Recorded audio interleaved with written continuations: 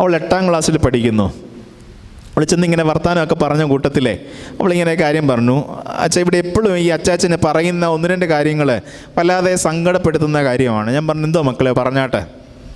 അപ്പോൾ അവൾ പറഞ്ഞു, പണ്ട് കാലം മുതലേ നമ്മൾ അറിഞ്ഞോ അറിയാതെയോ പറയുന്നൊരു കാര്യമാണ്, കൊച്ചിനോട് പറയുന്നതാണ്, ഈ അച്ചാച്ചന് ഇടയ്ക്കിടയ്ക്ക് പറയുന്നൊരു കാര്യമാണ്, എടി നീ ഈ വീട്ടിലെ ഒന്നുമല്ല, നീ പണ്ട് വെള്ളം പൊങ്ങിയ സമയത്ത് ഒഴുകി വന്നതാ. ആഹാ, എല്ലാവർക്കും ചിരി വരുന്നുണ്ട്. നമ്മൾ എത്ര തവണ പറഞ്ഞിരിക്കുന്നു നമ്മുടെ മക്കളോടും കൊച്ചുമക്കളോടും.